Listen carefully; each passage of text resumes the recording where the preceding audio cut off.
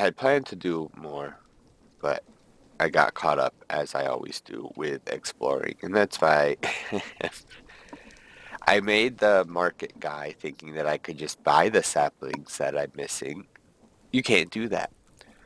That's not so. Hold on, real quick. We gotta flip the. I should have this on like a way to toggle, but I don't. Um, I built these. So they're just three encased fans behind different things. I if we quickly look at encased fans, right, and we hit uses, fire, soul fire. It also has smoking, bulk smoking. And at first I was like, all right, this is just gonna be egg or not eggs, food-based stuff, right? Like, yeah, we can cook some marshmallows, we can cook the cake, right? Like, look, we can just throw that in a smoker. So like, why would we need to bulk smoke it when we can just throw it in a furnace? And this is true of like all these food items, because I'm not gonna be worried too much about food items or gingerbread, of course. Regular bread, eternal steak. So I was like, all right, we'll keep the lava for like all the like cooking things. The like, and then I threw my dried kelp or my kelp here to dry it. No, doesn't work like that. I did set up this, so now this will automatically pump out the ingots. I'm gonna fix this. I don't want this to be the overall thing, but this is where they go. So they go through, go down here, bop, bop, bop, bop. I set up this one too for sawing things. So if we come over here, flip the switch back. I can do it with cherry wood. And we go back over here. I can put the cherry wood into this. It'll pop it out one at a time. It'll then saw it, which takes off the bark. And then it will saw the barkless wood into planks. And you get 6 and also a chicken. I don't know why there's a chicken on that. And what's going to be less easy to see is I have all of our stuff here for precision mechanisms. And that's actually part of what we're going to need to do today.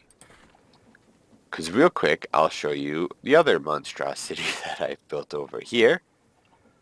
Oh, it's backing up. Already backing up. See, that's the issue.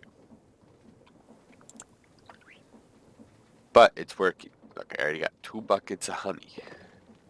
And they'll do this automatically, right? Look at, just set up a windmill. That poor beast just getting pushed around by the windmill.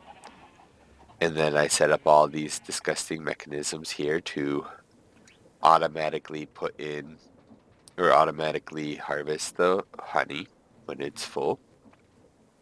And it pops out the bottle. Bottle goes in here or in the drain, goes out into the fluid tank. And so it's like, it's working. We have it. We have a functional thing now. And in fact, we take the other 20 honey bottles that I have here and just toss those all on there as well. It's going to back up, but it'll be fine. And so that's what I want to get to working on today. And the reason why we need the, will it stop automatically when it's reached? Oh, it does. Look at that. It only will do it if it has enough space. So it'll sit there and it'll wait. I'm going to actually take all these off for now. Because we need, look how slow this is, right? Let's grab our binoculars and our stressometer. I promise we are going to have a clean base. It's only day 13. Look at, network stress is low. like low, like 7%. Look, this thing can withstand 1,536 units of energy. These guys only are using 24. Network stress is only 7%. Let's go check network stress over on this. Where can I guess up here. Oh, well, that's not helpful. Yeah, network stress on this one's pretty low. What about network stress over here? Pretty low. Good. That means that we can keep adding more things to those. Network stress is moderate on this one, though. So for what we need to get done today, what I would like to get done today, I should say, requires a whole bunch of stuff. We did not need 9, but we'll take 9. Because we want to try to get 2 of these. No, give me the whole... I hate you. So combine them together. You are the worst. Alright, 12. So we can make 2. And that's what we need. So you may remember, you may not remember, from last season, if you put a gold sheet on this, it'll go through and it'll get looped, it'll get blocked, and it'll get turned into a precision mechanism. Not when you do it that way. I gotta turn my magnet off. So bloop, blop, little nugget, and it's not landing where it's supposed to be landing. Or hold on, actually, I wonder if the easy solution is just going to be to do this. I know we had it set up last year so that it would just automatically hit the wall, flop back underneath, and then so nicely it goes up to get blooped and blopped.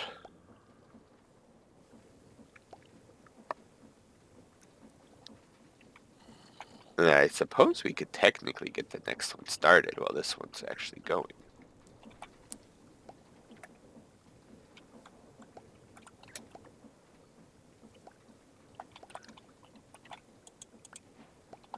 Look at that. Precision mechanism. So now, the reason that we wanted these precision mechanisms are for 2 reasons with our honey machine. Reason number 1 is speed. The speed of this honey machine is garbage. So by using the speed rotation speed controller, which is a brass casing with one of these precision mechanisms, we can set the speed of the windmill, like the output speed of the windmill, without necessarily doing all the other wacky combinations of stuff that I normally do to get things to work properly, or quickly, I should say. And so we could do this any number of times for all of our machines, right? Like these adjustable chain gear shifts that I've been using, I've just been stacking them to get things to go a little quicker. It's not the best, but it works. So let's grab one of those real quick. Shear that. Grab a brass ingot. I made a bunch of brass because I knew we were going to be doing all this today. Show the brass ingot. Like that. Rotational speed controller. And then the other thing is these mechanical arms, which we're going to need another brass for. I don't know why I didn't think that. So we grab another brass. parrot's gonna keep trolling me. And the brass sheets that I made way too many of the other day. And there we go, mechanical arm. And now everything's coming together. Complex curiosities. Ignore the 500 other things that are in the chat. I'm telling you, I am addicted to exploration. I can't help it.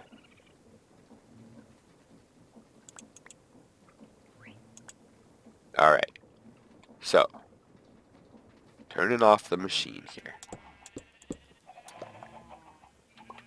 Because we want this gearbox to be a vertical gearbox.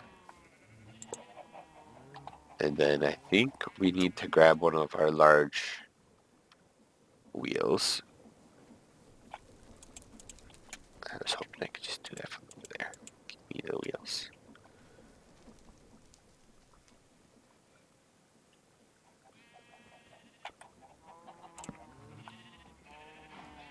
Yep.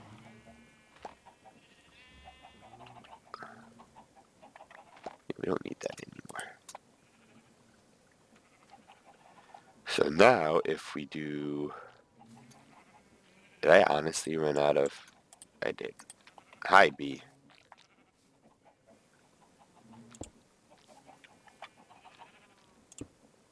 See, that's not gonna work. How are we gonna do this? I guess this and like this, and then annoyingly, I think extend out to here. That flower's gonna have to break. Sorry, bees.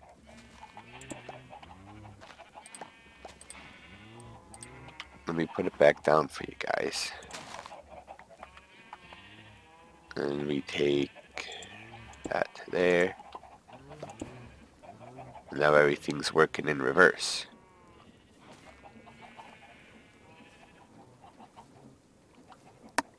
Hold on.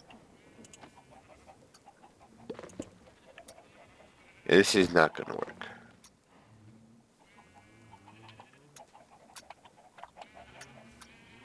Let's grab some of the encased gear.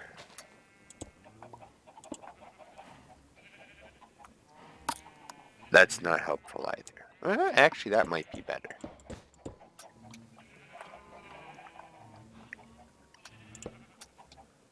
Because that would allow us to put that there.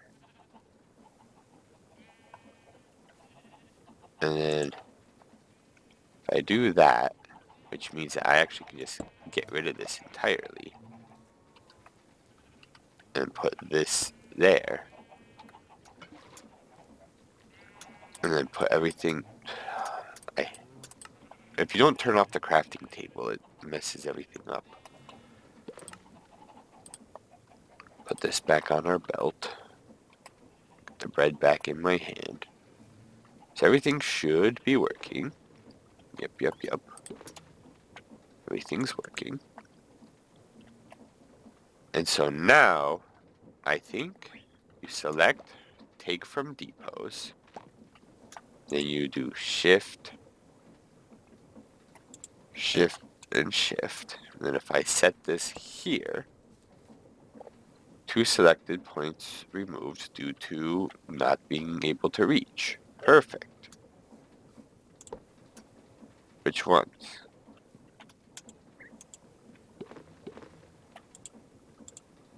If I do this, 1 interaction point removed. I knew this was going to happen. So it's for sure this one. I'm thinking it's probably also the bottom one. Yeah, it's this bottom one too. How am I going to do this now? So just, well, it's not going to work at the moment because I don't have it set up properly. But it can.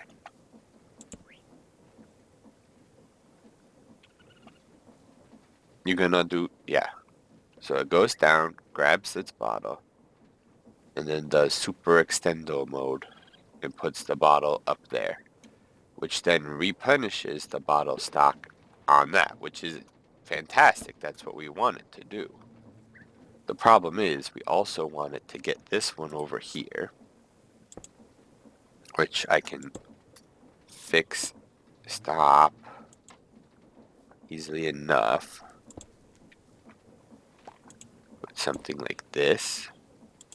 Put that in there, the gear shift here, and then one of our levers that we just did there, that'll, and then how do I put it? If I put the brass funnel like this with the glass bottle, and then how do I do it over here though?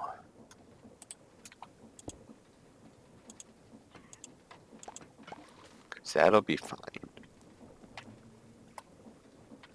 And then if I put that there, do this.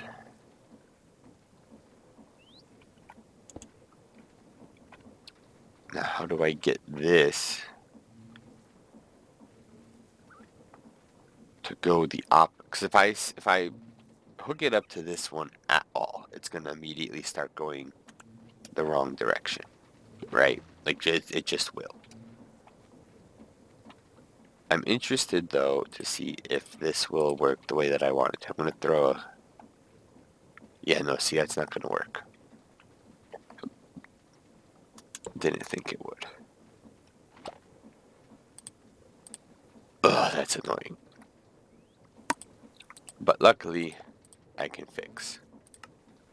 So if I make another 2 of these the correct way, I can then put a chest down here with a funnel in that side and out of this side. Which I guess I actually don't need the fancy funnel for this. I could just use one of these ones. And then if we do that, do the same thing here. Fancy funnel there. Or not fancy funnel. Yeah, see, that might have actually been why. Yeah, this will be fine too. And we put glass bottles. Should give me that. We're already up to 7 buckets of honey though, so like, you know, we're making it. And then I still need to figure out how to do this.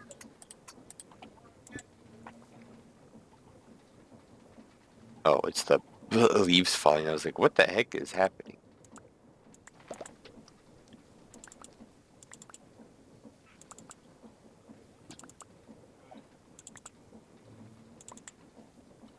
Okay, so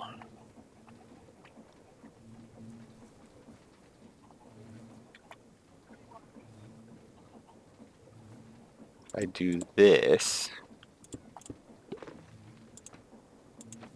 No, come. Thank you.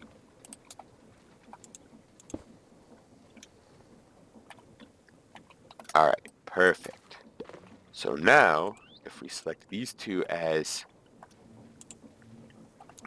the output, or the inputs, and then those 3 as, and then we can set that there, and it looks disgusting. But most importantly, it all works. Look at this. Totally functional. And so now, let's say that there were some glass bottles there.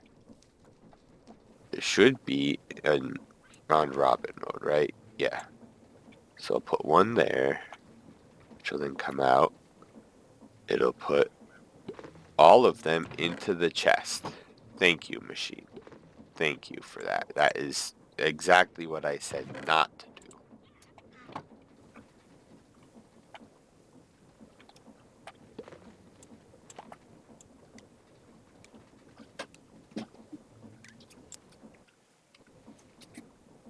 So real quick, if it gets another one now, will it go into a new target or will it still put it back into the first target?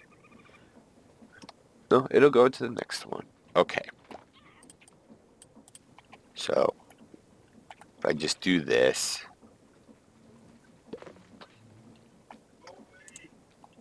it'll just it'll it'll work itself out basically is what I'm trying to say.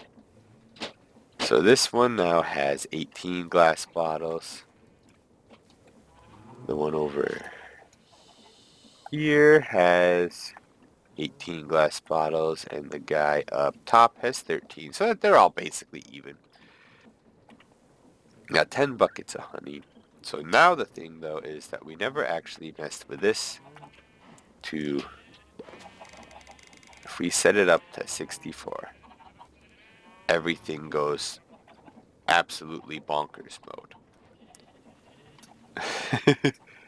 It may be a little too fast. Let's grab our speedometer, or not our speedometer, our stressometer. Oh boy, that is high. We don't need it to be bonkers mode. Whoa. Alright, let's set it down to like 48 RPM. That's brought it down a little bit. I think this is fine speed. Yeah, we'll say that that's a fine speed. Also important to note, these stupid chicken things that I built are worthless. I'll have to fix that. Cocoa bean production is through the roof. That's going to be our task for next time, is getting cocoa bean production like fixed. Not fixed. Like it's working the way that I wanted it to. But we need to get it to a point where we're doing something other than just having a million cocoa beans. And so that's going to require me to once again actually put in some effort at doing something. So we have, we have honey being automatically done. We have our, look at that, 10 buckets of honey. So good. 10 buckets of honey already. We have no idea how many cocoa beans we're going to have. Too many cocoa beans, probably. Okay, I have 564 cocoa beans. We got to get sugar, cocoa, honey, and the cinder flour, but that's just mining. Infinite netherrack, that I'll have to just, do. But for now, I think we can call this an episode. We did quite a bit. So as usual, thanks for watching, hope you enjoyed, and I'll see you around for the next one.